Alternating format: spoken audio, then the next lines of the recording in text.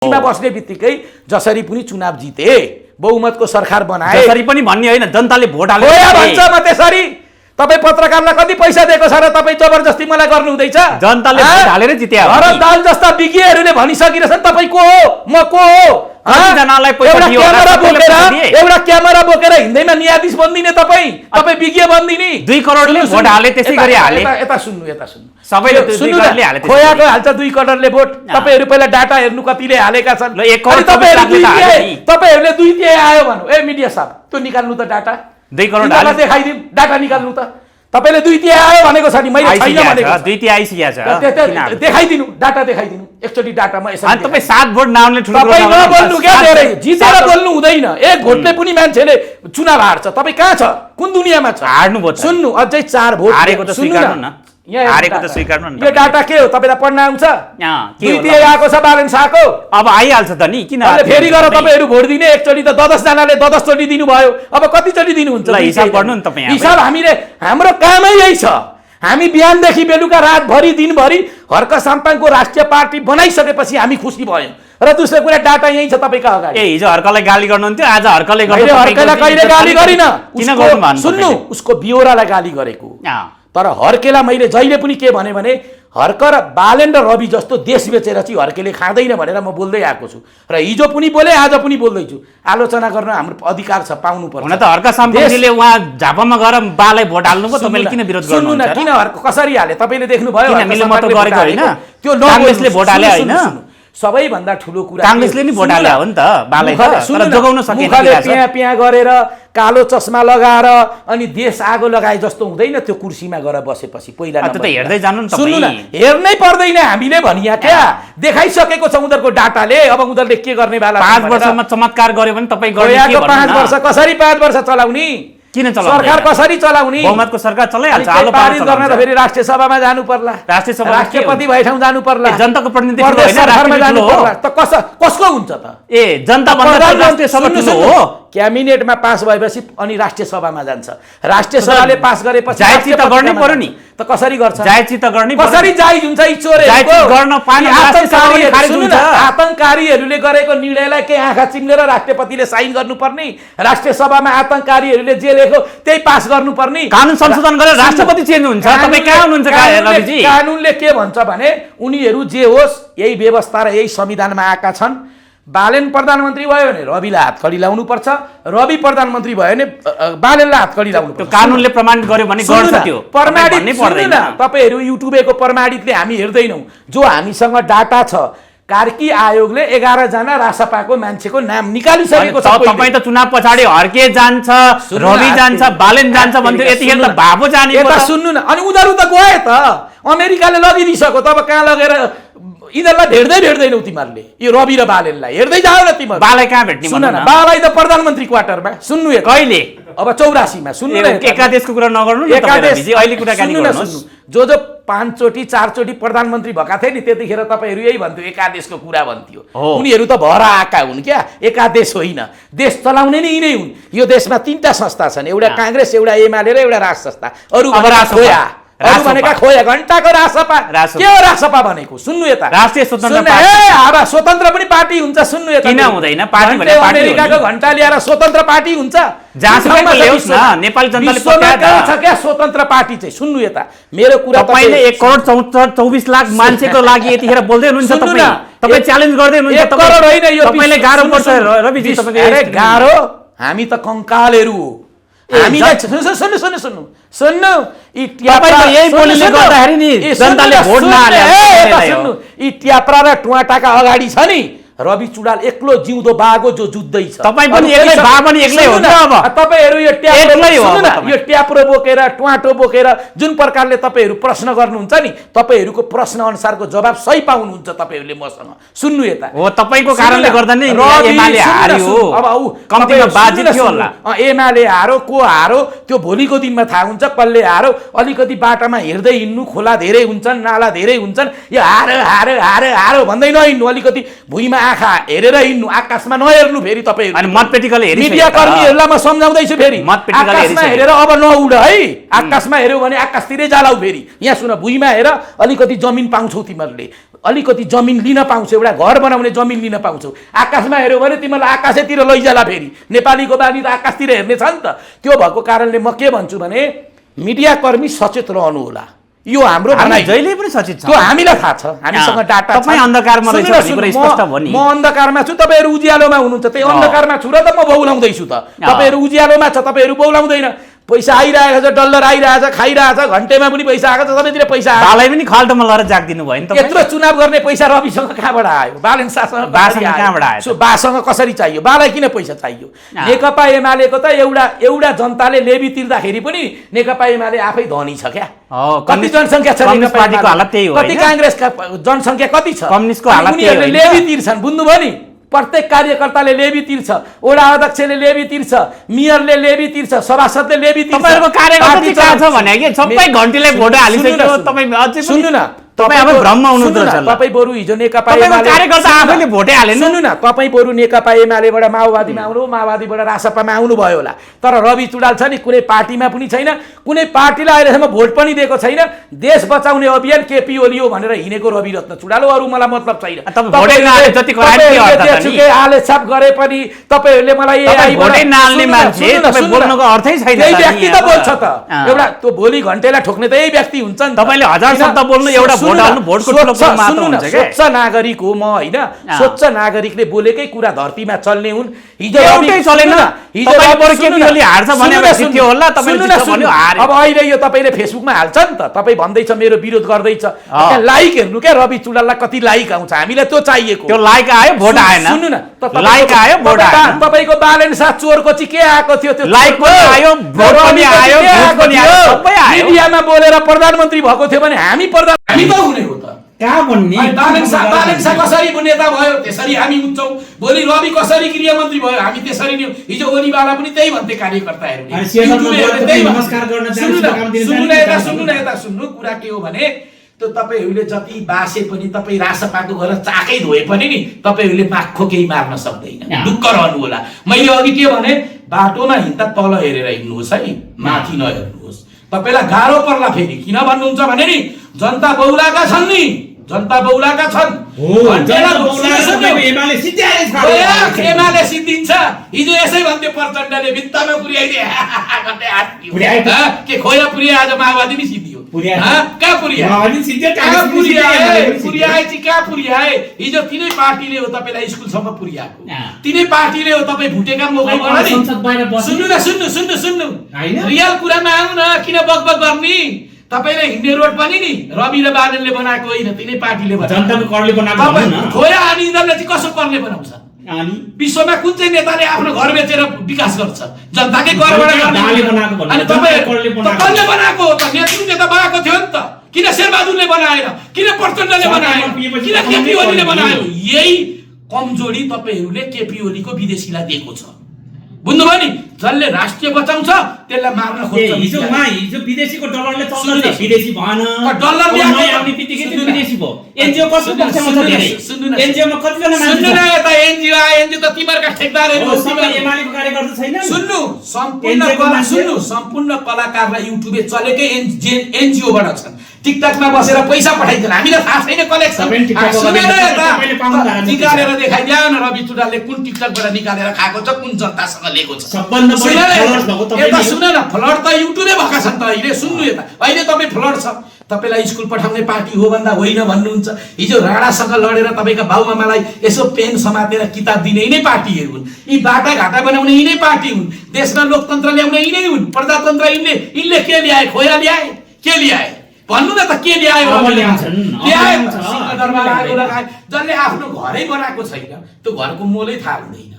अर्काको घर आगो लगाउन त सजिलो छ। जब हामीले आफ्नो घर बनाउँछौँ नि, कति रुपियाँ लाग्छ, कतिवटा इट्टा लाग्छन्, कति रड लाग्छ, कति सिमेन्ट लाग्छ, अनि थाहा हुन्छ क्या। अब बिचरा त्यो बालुवाटार उनीहरूले बनाएकै होइन, संविधान उनीहरूले बनाएकै होइन। यो व्यवस्था ल्याउने बेलामा तीनटी चारवटी बिहा गरेर अमेरिकामा अब केपी ओली शर्मा ओलीको जुन एमालेको संगठन छ अब कता जान्छ कतै जाँदैन सिंहदरबारमा बालुवाटारमा हुन्छ कहीँ जाँदैन आसपासमा त्यहाँ सिक्युरिटी गर्न जाने मैले के भने चलाउने भनेको तपाईको रासपालाई यिनीहरूले नि चलाउने हो 2-4 दिन चलायो भने घन्टेलाई सुन्नु यता चलाउने भनेको कांग्रेस एमाले र राज संस्था अरु सबै खोयाबिरी के हुन् सुन्नु यता राज संस्था भनेपछि राप्रपाको हालत त्यही भयो राप्रपाको कुरा नगर्नु न मैले संस्थाको कुरा गर्दै छु संस्थाको कुरा गर्दा मैले अरु संस्थाको कुरा गरेन त मैले राप्रपाको कुरै गरेको छैन मैले कुरा गर्दै छु एउटा राज संस्था एउटा नेकपा एमाले एउटा कांग्रेस तीनटा संस्था हुन् हिजो पनि थिए आज पनि राज संस्थाले हिजो ढोक्न जान्छ बीचमा नपाए अब फेरि ढोक्न जाँदै हुन्छ अब त्यो तपाईको रवि लामी छाडेर बालेन शाह जाँदै छन् त अब जिउँदा तपाईका बौलाहरू त्यही जाने उन लास्टमा हजुर हामीले चुनाव जितेर पनि केही गर्न सकेनौं राष्ट्रपतिको ठाउँमा बसिदिनु भनेर राजा भैठा उदै पुग्छ र बालेन शाह जनताको चाहना छ भने हिजोको राजाको तल्ली चाट्ने त बालेनको बाउ र बालेनै त हो नि म त होइन राजाका घरमा ठेकदार बन्ने त यिनै हुन् तेली शाहहरू म त होइन यही बाबुराम भट्टराई हो यही प्रचण्ड हो केपी ओली त होइन होला नि त केपी ओली त आजको दिनसम्म पनि राजतन्त्रबाट निकालेर नेपाली नागरिकलाई प्रजाबाट नागरिक बनाउने नि केपी ओली हुन् हिजोको दिनमा तपाईको पैसा चढाएर दाम लगाएर सुन्न छाडी बसेर लाइन लाएर ढोक्ने पनि बाबुराम भट्टराई यिनै बालेन शाहहरू हामी त कहिले देखाउन न त देखाउन न त कुन दिन राज संस्थामा गएर केपी हामीले देखायो भने तपाईले आइ भन्नु केपी बाबा 14 वर्ष जेल बस्दाखेरि पनि राजावादीले माफ गरेनन् सुन्नु न एआई चलाउने त तपाईहरु त हो नि हामीले त आउँदैन पनि तपाईहरु किडीक पाल्छ किडीक चलाइदिहाल्छ हैन दुर्गे सरले भने जस्तो उहाँ थोडी न जनताको लागि सुन्नु न दुर्गे पर्सै अर्को कुरा जानु हुँदैन हामी बसेको बेला घण्टेसँग जाने हो कुरा अब घण्टेले सुन्नु न घर भित्र पसेर के भन्छन् भने बुढाबुढीलाई भनेका छन् भने एमाले भनेकै सूर्य हो सूर्य भनेकै घण्टी हो भनेर भोट हाल्न लगाएका छन् अनि ती मधेसी गाउँमा गएर ती भाइ बहिनीहरूलाई एमाले भनेकै सूर्य हो सूर्य भनेकै घण्टी भनेर भोट हाल्न लगाएका छन् हैन जसरी जान्यो नि उनीहरुले हो उनीहरु त जसरी तपाईको कार्यकर्ता आफूले सम्हाल्ने हो के नेपालका तीनै तल आगो लगाएर तपाईले त्यति भन्नै जानु पाइन्छ उनीहरुले आगो लाउँदा पनि उनीहरु ठीक उनीहरुले देश सिध्याउँदा पनि उनीहरु झापामा त्यो गर्यो सबै ठाउँमा त्यही गर्यो दुनियाको त मुखैमा देशैभरि त्यही गर्यो देशैभरि त्यही गर्यो पापा खाना पाइन्छ नि त रासपा तपाईले खाइहाल्यो नि तिमीहरु त पापा खाइराखेका छौ रासपामा गएर पापा खाइराखेका छौ तिमीहरुले जे गरे पनि सुन त्यसले रासपाले जे गरे पनि तिमीहरुलाई ठीक हुने रासपाले देश आगो लगाए पनि ठीक हुने रासपाले यो देश बेचे पनि ठीक हुने बालेन शाहले जे गरे पनि तिमीहरुलाई उसको थुकेको थुक पनि जनताले झापड नराम्रो लाग्यो हगेको गु पनि मिठो हुने पिसाब गरेको पिसाब पनि तिमीहरुलाई पानी हुने तिमीहरु त्यो सिस्टममा गयो भने त भन्न केही छ सबै खाने बेला भोलि समय र परिस्थितिले ल्याइसके पछाडी यसको जवाब पत्रकार दाजुभाइहरुलाई हामी दिउँला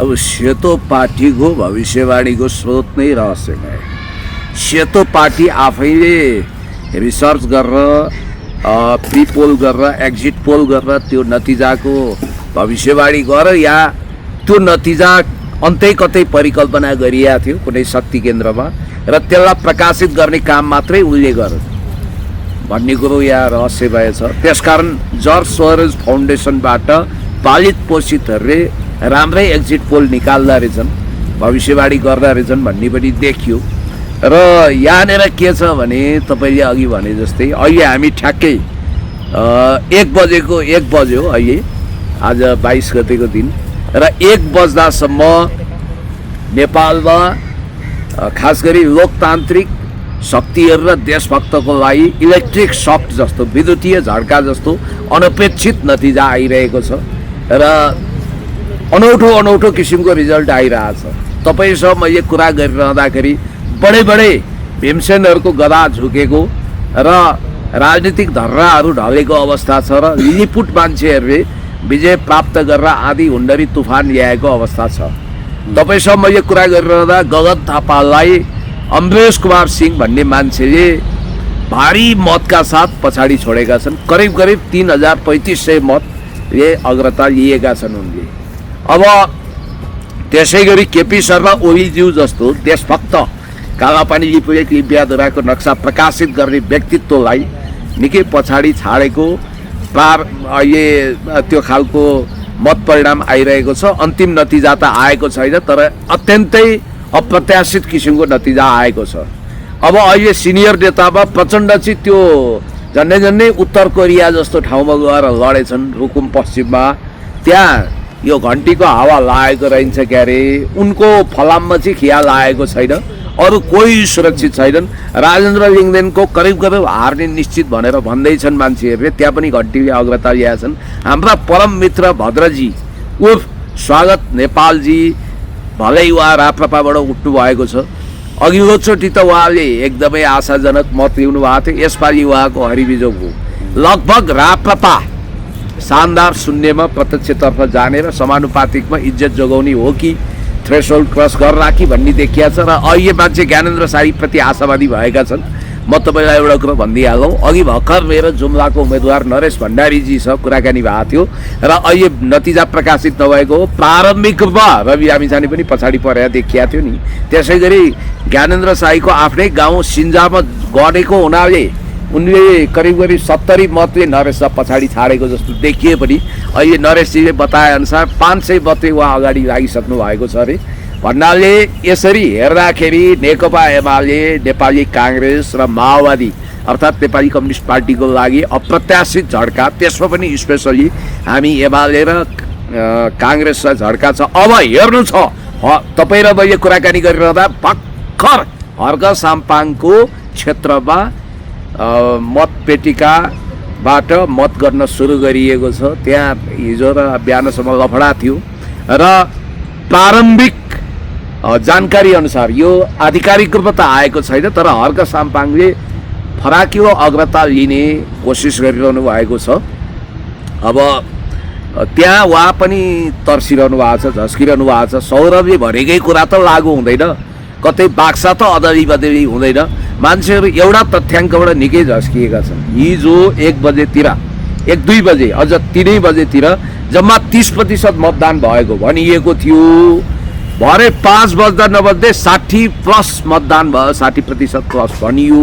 त्यो 81-83% कसरी बढ्यो, त्यो एकदमै अप्रत्याशित छ। दोस्रो, हर्क साम्पाङजीले सौरभको त्यो स्टेटमेन्टलाई पछ्याइरहनु भएको छ, जहाँ सौरभले के भनेका थिए भने यो चुनाव नेपाली जनताको लागि धोका हो, यो चुनावबाट राष्ट्रपाललाई जिताइने अलरेडी तय छ, बाक्साहरू अदली बदली हुन सक्छन्, देशभक्त र लोकतान्त्रिक शक्तिलाई स्वतन्त्र बनाउने, राष्ट्रवादीलाई स्वतन्त्र बनाउने गरी चुनाव हुँदैछ भन्ने कुरो उहाँले गर्नुभएको थियो। अब चुनाव भएछ भने म राजनीतिबाट सन्यास लिइदिन्छु भन्ने सुनिल शर्मा पनि डेन्जर जोनमा परिसकेका छन्। र एकजना यहाँ कता कता यता पनि आउनुहुन्थ्यो, एकजना आफूलाई ज्योतिषी तान्त्रिक भन्ने, मेरो मुखैमा मुद्दिनु ल 21 गते चुनाव भयो भने रेटिन्छु सेरिन्छु भन्ने महानुभाव कहाँ पुगे। हाम्रा युट्युबर साथी त्यहाँ पनि पुगिरहेको थिए।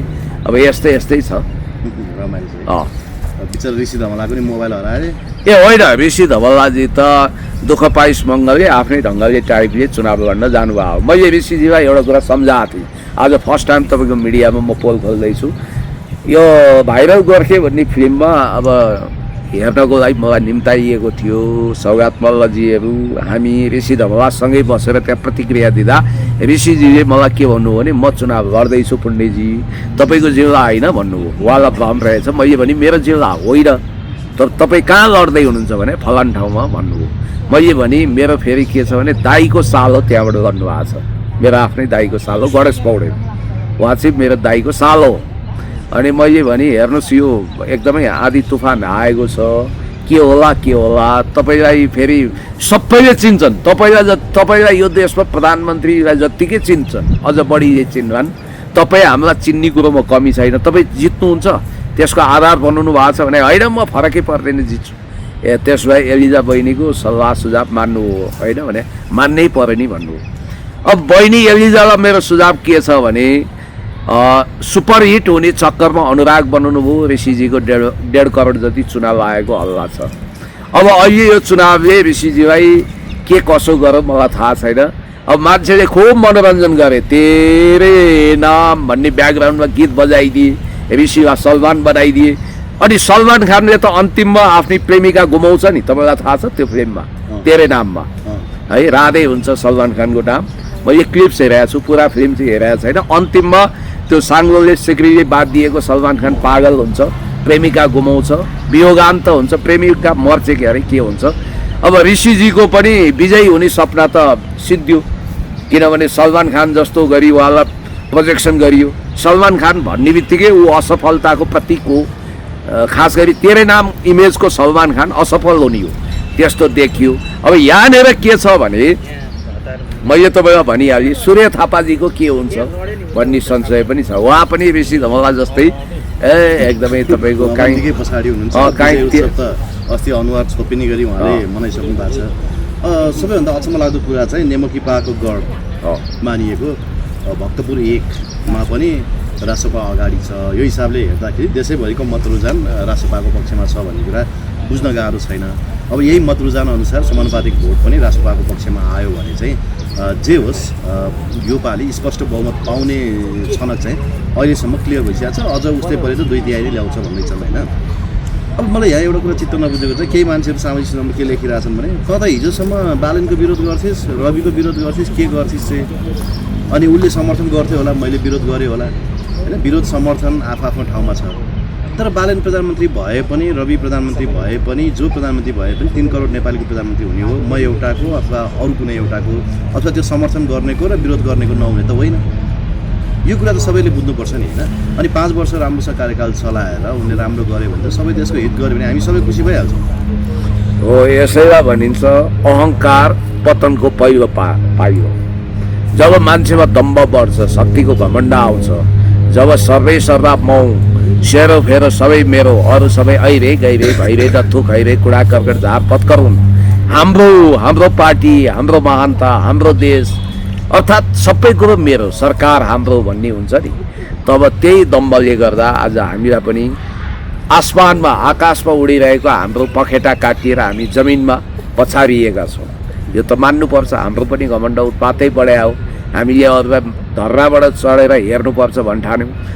हामीबाट उहाँहरूले सिक्न खोजिरहनु भएको छैन। उहाँहरूमा पनि त्योभन्दा ज्यादा दम्भ, त्योभन्दा बढी राजनीतिक अहङ्कार अनि अराजनीतिक कुसंस्कार उहाँहरूमा हुर्किँदैछ। त्यही भएर होला सायद अहिलेको सिटिङ गृहमन्त्री समेत असन्तुष्ट भएर राजनीतिक संस्कार नभएका पङ्क्तिमा सायद उहाँले राष्ट्रपाललाई राखिदिएर अस्ति स्टेटमेन्ट दिनु हो। महानायक राजेश हमालले समेत नयाँ शक्ति भनौदाहरूको दोहोरो चरित्र भनिदिन बाध्य हुनुभयो होइन। यहाँनिर के छ भने तपाईँले चुनाव जित्नु र राजनीति जित्नु, हृदय जित्नु फरक हो। कहिलेकाहीँ हामी कहाँ उखान छ नि, पोइको रिसले सौताको काख फोहोर गर्ने भन्ने होइन। के अरे सौताको रिसले पोइको काख फोहोर गर्ने भन्ने। प्रतिक्रियात्मक मत भनेको चाहिँ तपाईँलाई उत्पातै प्रेम गरेर तपाईँलाई विश्वास गरेर दिएको मत होइन। अहिले हामीसँग जनता रिसायो होला। हाम्रो पार्टीभित्र पनि खास गरी कङ्ग्रेसमा एमाले लगाएर त भोट हालेन होइन। त्यो एमाले र काङ्ग्रेसलाई त तिनकै कार्यकर्ताले नै भोट हालेछ। त त्यही कुरोमा त म आउँदैछु। सुन्नु न, भयो के भने गगनले काङ्ग्रेस कब्जा गरे, काङ्ग्रेस बनायो। उनी हतार एकदमै तपाईँको कसको इसारामा हो के हो, थाल खाउँ कि भात खाउँ गरेर बिचरा त्यो पीडामा रहेका, रोइरहेका शेरबहादुर देउवाले गगन भाइ 2 महिना कुर्देऊ न प्लिज, नियमित महाधिवेशनमा तिमी नै आऊ भन्दा मानेनन्। पार्टीलाई एकीकरण नगर्ने गरी, पार्टीभित्र चिरा पर्ने गरी के न भाग खाउँला, बहुमतै ल्याउँला, नयाँ काङ्ग्रेस बनाइ भने होइन। आफै त महादेव उत्तानो टाङ कल्ले देला बर। हेर्नुहोस्, दैविक दण्ड र न्याय पनि अपरिहार्य छ। म शक्तिको पुजारी होइन। भोलि बालेन शाह र रविले पनि यही भोग्दैछन्। नेपाली जनतालाई उनीहरूले जुन सजाय दिएर पावर गेन गरेका छन् नि, उनीहरूले योभन्दा ठुलो, उनीहरूको अहिले सही समय चलेको होला, योभन्दा ठुलो सजाय प्राप्त गर्न सक्छन्। जसरी केपी शर्मा ओलीज्यूको राष्ट्रवादी सरकारलाई हिंसा मार्फत टोपल डाउन गरियो नि, त्यो कर्मको फल भोलि यिनीहरूले भोग्न सक्छन्। तेस्रो जनआन्दोलन राष्ट्रवादीहरूको तर्फबाट हुने जनआन्दोलन यिनीहरूले सामना गर्नुपर्ने हुन्छ। जब बहुमत हुन्छ, 2/3 आउँछ अथवा एकदम एब्सोल्युट मेजोरिटी हुन्छ, त्यतिखेर नेपालमा विद्रोहको बिउ र बिगुल फुकिन्छ। र मलाई लाग्छ नेपालमा एब्सोल्युट 5 वर्ष कुनै पनि सरकार 7 सालपछि चलेको छैन। र रासपा अपवाद भइजाओस्, हाम्रो अनुमान फेल खाओस्, हामीले भनेका छौँ यसले एसपिपी पास गर्ने अब पूर्वाधार बनाउँछ। अनि हामीले केटाकेटीमा पढ्दा पनि नेपालमा पोलिटिकल स्टेबिलिटी नभएको कारणले गर्दा, पटक सरकार परिवर्तन हुने कारणले गर्दाखेरि नेपालले फड्को मार्न सकेन होइन। अब जनताले यत्रो मत रुझान गरेका छन्, मतदान गरे होइन। यो हिसाबले चाहिँ सरकार 5 वर्ष टिक्दियो भने एउटा नयाँ इतिहास सुन्नु। विकासको आधार, पहिलो आधार भनेर के रहेछ भन्दा शान्ति, स्थिरता। तर यहाँ विकास मात्रै जनतालाई चाहिने रहन्छ, किनभने विकासकै कुरा गर्ने हो भने केपी शर्मा ओलीजीले दमकलाई चम्किलो सहर बनाएकै हो, गजबको बनाएकै हो, देशमा पनि विकास गरेकै हो। विमतिका स्वरहरू होलान्, बरु भयो के भने पार्टीभित्र विद्यादेवी भण्डारीज्यूको पार्टी सदस्यता रिन्यू गरेर पार्टीलाई लोकतान्त्रिक बनाएर लान नसक्नुको परिणाम पीडा योगेश भट्टराई, गोकुल बास्कोटा जस्ता होनहार व्यक्तिहरूले टिकट नपाउनु, सुरेन्द्र पाण्डे जस्तो एउटा बोनाफाइड लिडरले टिकट नपाउनु, त्यसकारण पार्टीभित्र गुटको अस्तित्व रहनु र मलाई लाग्छ देउबा गुटले काङ्ग्रेसलाई सर्वनाश हुने गरी प्रतिक्रियात्मक भोट रासपामा हाल्यो। म तपाईँलाई उदाहरण दिन्छु, हाम्रो जिल्लामा पूर्व मन्त्री एवं नेपाली काङ्ग्रेसका सहमहामन्त्री, पहिलाका सहमहामन्त्री उमाकान्त चौधरीले मिटिङै गरेर रासपालाई भोट हालेका छन्। अनि त्यसपछि तपाईँलाई म अर्को जानकारी दिन्छु, अमरेश कुमार सिंहको क्षेत्रमा असन्तुष्ट काङ्ग्रेसले छप्पर फार्के देता है टाइपले सबै अमरेशलाई खनाइदिएका छन्। ल तपाईँलाई म यति कुरो भन्छु, होइन अलिकति मलाई डिटेल राख्न दिनु न, म अलिकति तथ्याङ्क राख्छु। त्यसकारण एउटा त पार्टीभित्र आन्तरिक लोकतन्त्र निम्छ र भएर पार्टीभित्र सर्वसत्तावाद हावी हुँदा राम्रो काम गरेको वा दुष्प्रचारको शिकार भएको नेताहरू एकदम डिजास्टरमा परे, डेन्जर जोनमा परे र काङ्ग्रेसका विद्रोहीहरूले वा एमालेका असन्तुष्टहरूले भलै म अनुमान गर्छु, मैले अलिअलि त्यो झनक भनक चाहिँ पाएको थिएँ, तपाईँ त भन्नुहुन्थ्यो तर मैले मिडियामा त्यो कुरा नभने, मैले अलिकति त्यहाँ सुगेको थिएँ परिस्थिति। झापामा एमाले भित्रैकै मान्छेले रिसाएर यसपालि त हालिदिने हो, आमैको पार्टी सदस्यता रिन्यू भएन, फलानाले पाएन भनेको स्वरहरू पनि सुने।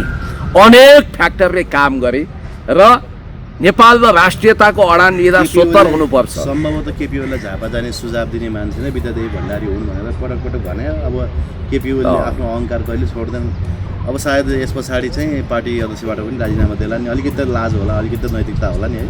होइन अब त्यो महादेव नेपालले नैतिकता देखाएर राजीनामा दिएका थिए, अब उनले के गर्दा होइन अहिले हामीले के बुझ्नुपर्छ भने अब गगन थापाको पनि राजीनामा माग्न थालिसके। अब सम्भवतः पार्टीसँग नियमित महाधिवेशनबाट फ्याक्छन् या अदालतबाट शेरबहादुरको सत्ता पुनर्स्थापना हुन्छ या गगनले नैतिकताको आधारमा राजीनामा दिन्छन्। तीनटा कुरामध्ये एउटा हुन्छ, किनभने अब गगनले अगाडि बढाएका उनका दुई महामन्त्री चुनाव हार्दैछन्, गुरुराज घिमिरे र प्रदीप पौडेल। उनले अगाडि बढाएका सबैले प्राय चुनाव हार्दैछन्, टिकट दिएका भन्ने बित्तिकै लज्जास्पद हारको नतिजा बिहोर्दैछन्। अब एमाले भित्र विशेष महाधिवेशनको स्वर त गुन्जिसकेका छ होइन, अब बिस्तारै त्यो कोर्स जाला, एउटा कुरो त्यो हामीले विचार गर्नुपर्छ। दोस्रो जे भए पनि केपी शर्मा ओलीज्यूसँग मान्छेहरू जति असहमत भए पनि एउटा कुरो चाहिँ उहाँले राष्ट्रियताको सवालमा खास गरी नयाँ नक्सा प्रकाशित गर्नेदेखि विकासका काममा लिएको अडान र बिआरआईमा सिग्नेचर गरेको र एसपिपी पास हुन नदिएको त जिउँदो जाग्दो सत्य हो। नेपाली जनता हो, मलाई गाली गरे गर्नुहोस्, जे गरे गर्नुहोस्। अब तपाईँहरूले रासपालाई छप्पर फार्के देता है शैलीमा बहुमत दिनुभयो नि, अब सजाय भोग्न तयार हुनुहोस्। अब के हुन्छ, अब हिजो तपाईँले पनि सेयर गर्नुभएको थियो, मैले पनि हेरेँ, म यो पढिबाची सुनाउँछु। अब अमेरिकाले अग्रिम शुभकामना बधाई दिएको थियो, अब औपचारिक पनि दिएला। ल यहाँ हेर्नुहोस्, अब खतराको घन्टी बज्यो कि बजेन।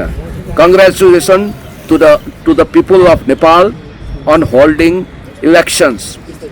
We work forward to working with the incoming government on shared goal of prosperity and security for both our countries. अहिले हालै सम्पन्न भएको निर्वाचनमा नेपाली जनतालाई उसले बधाई दियो, तर जनता भन्दा पनि यो दिएको रासपालाई हो। आगामी सरकार भने रासपाको उसले क्लियर गरिदिएको छ सिधा, आगामी सरकारसँग हामी दुवै देशको समृद्धि र सुरक्षा सम्बन्धी साझा लक्ष्यमा सहकार्य गर्ने भनेर भनिदियो। भनेको के हो, या साझा भन्यो नि, सहकार्य भन्यो नि, कोअपरेसन।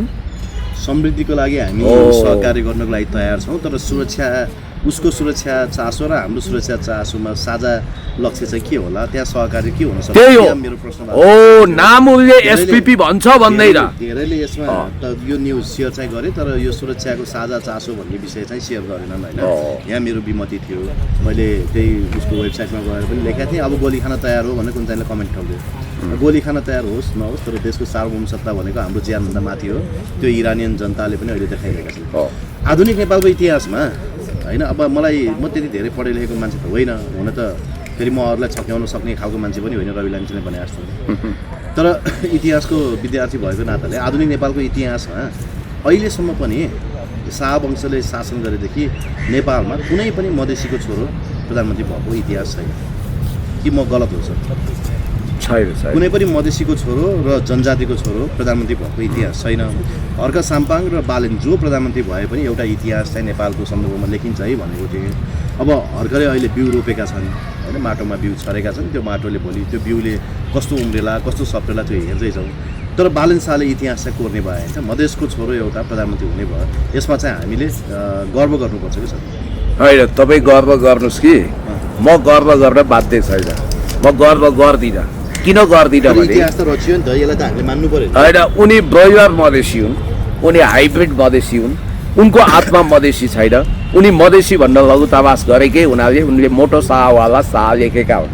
र अहिले जति पनि हाम्रो मधेसी भाइ भनेर रमाछन् नि, बालेनले त्यो कुराको अस्ति जनकपुरमै अप्रत्यक्ष खण्डन गरेका थिए, म मधेसी भएर जित्ती होइन भनेर। उनीमाथि इन्डियाको पनि हो त्यही शाह हुनाले अमित शाहको आशीर्वाद होला। तर अहिले इन्डिया उनीसँग डराइरहेछ। म तपाईँलाई भन्छु, उनी अमेरिकन युथ काउन्सिलको मेम्बर हुन्, यहाँ अमेरिकाले जितेको छ क्या, किन लुकाउनु? म त सत्य कुरा गर्दाखेरि मैले जे भयो म त्यसको लागि तयार छु, सत्यको पक्षमा। जनताले दिएको मतलाई र अदालतले दिएको आदेशलाई हामीले सम्मान गर्नुपर्छ। तर सुन्नुहोस् केही दिन त हामीले काम त हेर्नु पर्यो। होइन सुन्नु न, म पनि चाहन्छु मलाई उनीहरूले गलत साबित गरिदिउन्। मैले भनिरहेको छु, अब लुसिफरवादी सरकार बन्दैछ, अब दलाई लामाको हेडक्वार्टर नेपालमा सार्ने प्रपञ्च हुँदैछ। अब रासपाको कम्फर्टेबल मेजोरिटी पछि स्टेट पार्टनरसिप प्रोग्राम एसपिपी त्यही नाममा पास गरिन्छ या नयाँ कभरमा आउँछ। एमसिसी भन्दा खतरनाक सम्झौता हुँदैछ। नेपालमा विदेशी फौज आउँदैछन्, नेपाललाई सैन्य अखडा बनाएर तिब्बतलाई लिबरेट गर्ने गरी, तिब्बत स्वतन्त्र गर्ने गरी चीन विरुद्ध गतिविधि हुँदैछ र नेपालले अर्को इरानको अथवा अर्को अरब राष्ट्रको नियति भोग्दैछ। यो मैले भनिरहेको छु। र समृद्धि र विकासको परिकल्पना गरेका नेपाली आछु हुनेछन्, माछा भ्यागुतो हुनेछ। र यिनीहरूले वास्तवमा प्रतिशोधको राजनीति गरेर केही समय जनतालाई ट्र्याकमा लिन खोज्छन्, किनभने दलका नेता भ्रष्ट छन् भन्ने न्यारेटिभ्स निर्माण गरेको हुनाले।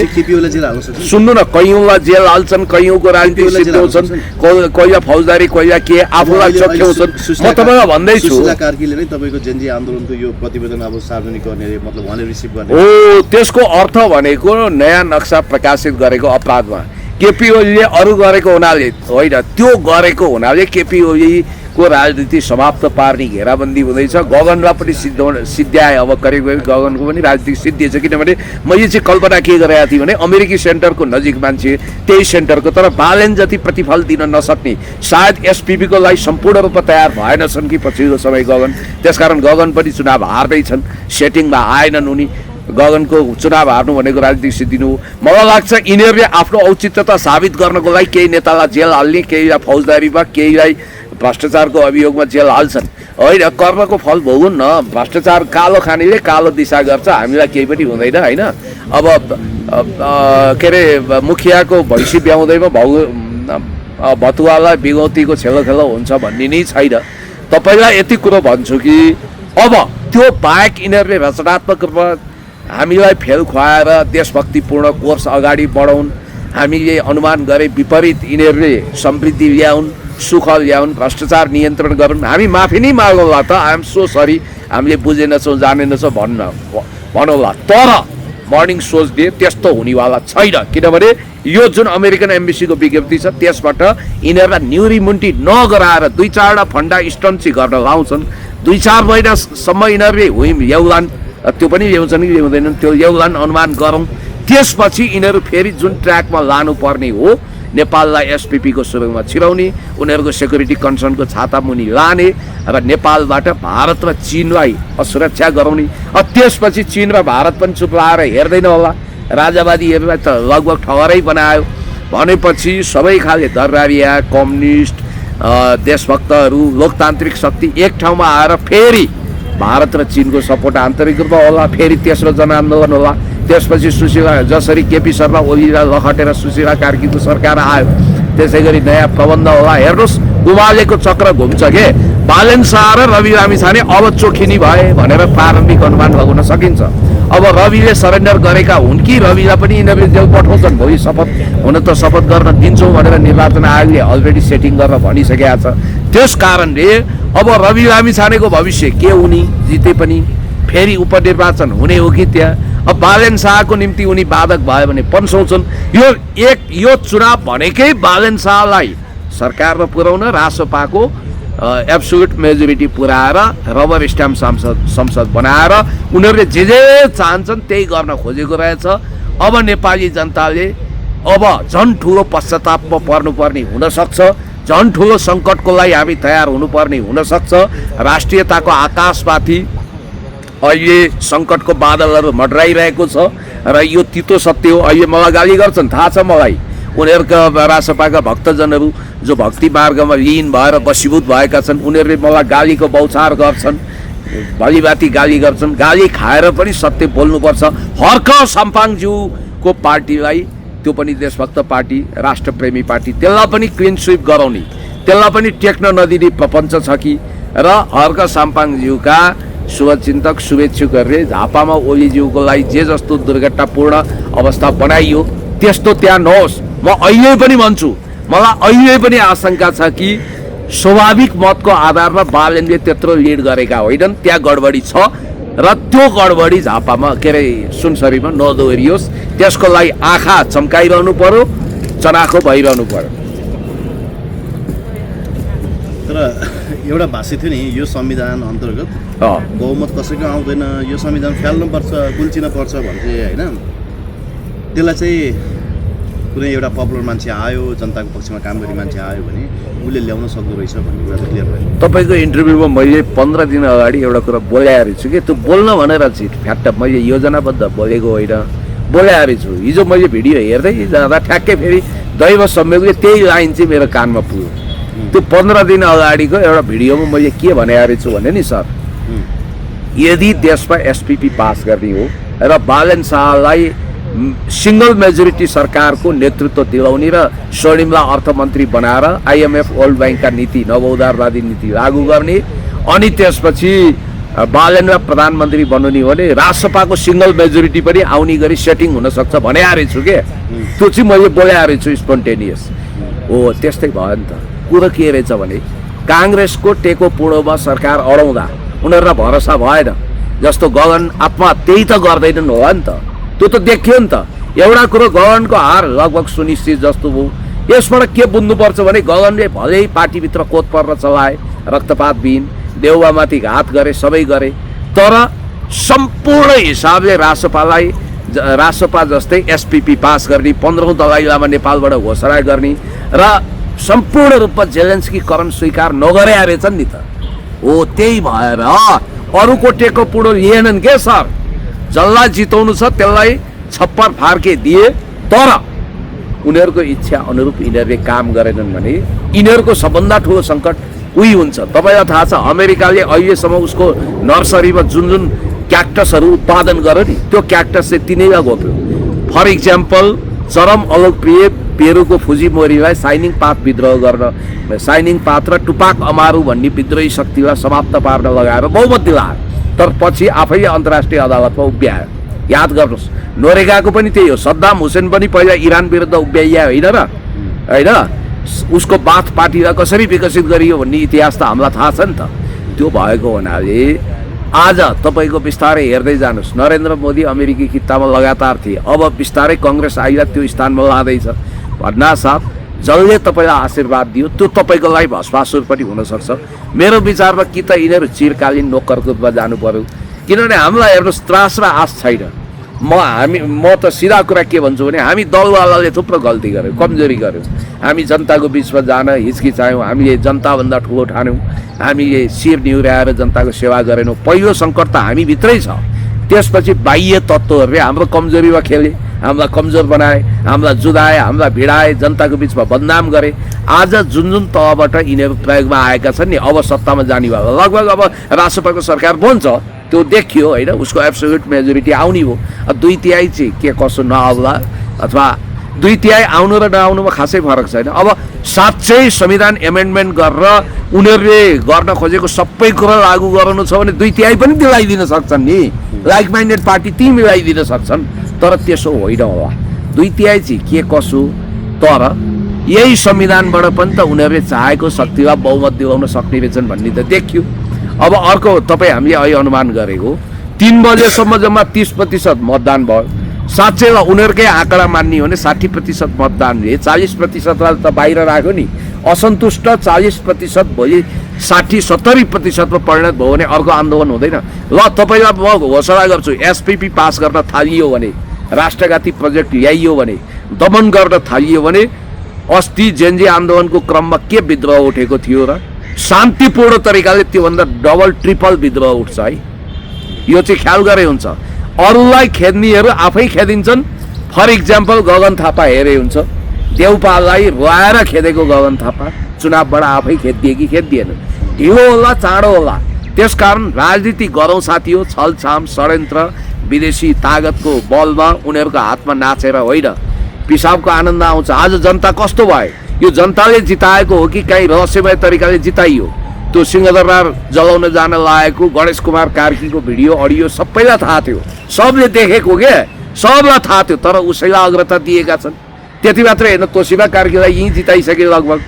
अनि त्यसपछि तपाईँको जो मान्छे सिंहदरबार जलाउन गए, त्यसपछि तपाईँको बीआईसीसी जलाउन गए, व्यक्तिगत रूपमा पनि त अमरेशभन्दा गगन सज्जनै होला नि त। अमरेशले त बीआईसीसी जलाऊ अनि सिंहदरबार जलाऊ, तिम्रो तागत छ भने संसद भवन हान अनि सर्वोच्च जलाऊ भने होइन। 70 सालमा हिंसक भड्काउपूर्ण भाषण गरे होइन, हिंसा भड्काएको होइन। गगनले त्यति त गरेका थिएन नि त, जेनजीको डिजाइन त गरेका थिएन नि।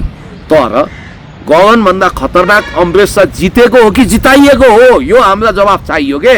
यही खतरनाक कुरो भयो क्या। अब हर्क साम्पाङको के कसो होला? रातभरि मान्छे निराहा छैनन्।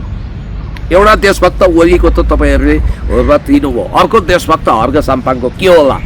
हामी पनि मैले भन्नु खोजेको चाहिँ के भने जुन बहुमत आउँदैन यो संविधान अन्तर्गत भन्थे, आखिर दोष संविधानमा भइरहेछ नि त, दोष त हामीमा रहेछ नि होइन। संविधानमा रहेछ नि त। यस्तो सर सुन्नु न, संविधान यो एकदमै रेयर घटना हो है।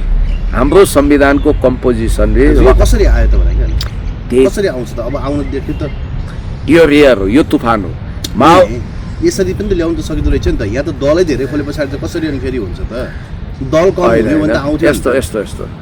यस्तो अहिले राम्रो गजब काम गरेर पुरस्कार पाएको होइन, विभिन्न फ्याक्टरले काम गरेर। तर यही संविधान अन्तर्गत बहुमत आउनु सम्भावना रहेछ नि त।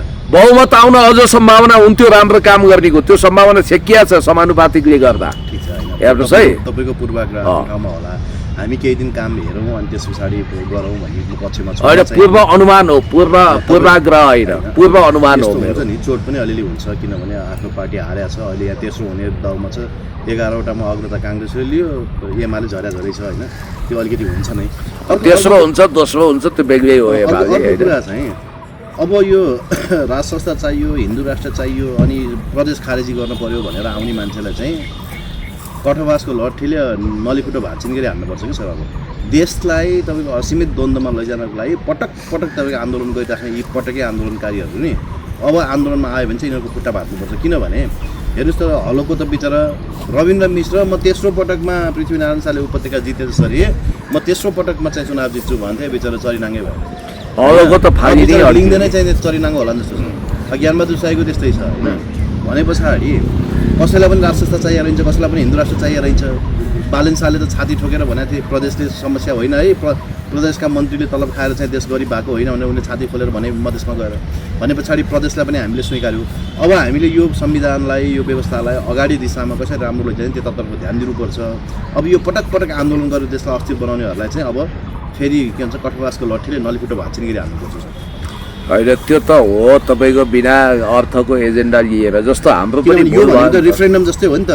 आज मत खस्नु पर्ने ठाउँमा नखसाले पछाडि भोलि फेरि आन्दोलन गरेर देश चलाउन आउँथ्यो तिनीहरू। सुन्नु न, जस्तो हाम्रो त्रुटि के भयो भने यो चुनाव थोपरिएको थियो, सुनियोजित थियो र यो चुनावमा पार्टिसिपेसन गर्नु हाम्रो भुल थियो। किनभने यो लोकतान्त्रिक पद्धतिभन्दा अलि फरक तरिकाले यो चुनाव सम्पन्न हुँदै थियो। हेर्नुहोस्, पहिले मैले भनेको थिएँ यो संविधान कुल्चेर बनेको सरकारले गरेको हो। किनभने पहिला खिलराज रैमीको ऊ दियो, नेसेसिटी अफ डक्ट्रिनको कुरा दियो होइन, त्यो बरु अलिकति लेजिटिमाइज थियो त्यसको। त्यति बेला संविधान जारी भएको थियो।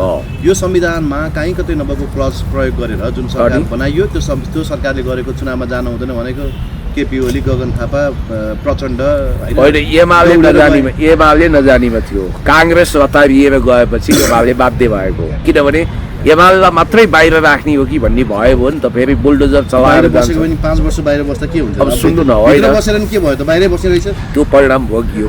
दोस्रो, हामी एमालेहरूले चुनाव हारौँला, तर देशले हामीले राजनीति हारेका छैनौँ, हार्नु हुँदैन, देश हार्नु हुँदैन, हामी त्यो भन्छौँ। र अर्को कुरो, तपाईँले राप्रपाको कुरो गर्नुभयो नि, राज आज्ञा हुनासाथ यिनीहरू त राजालाई भगवान् विष्णुको अवतार मान्छन् होइन। भगवान् विष्णुको अवतार श्री 5 महाराज धिराज ज्ञानेन्द्र वीरविक्रम शाहदेव सरकारज्यूबाट आदेश भइसकेपछि यिनीहरूले खुर्क चुनाव बहिष्कार गर्नु पर्दैन अस्ति? हो, गरेनन् होइन।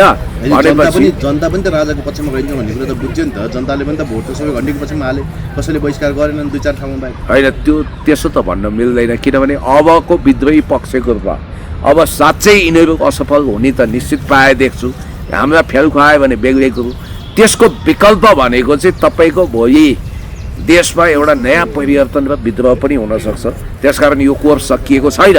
म तपाईँलाई सिधा कुरा भनिदिन्छु, राजालाई जसरी बदनाम गर्ने कोसिस गरेका छन् त्यो गलत कुरा हो, म यो आत्मविश्वासका साथ भन्छु।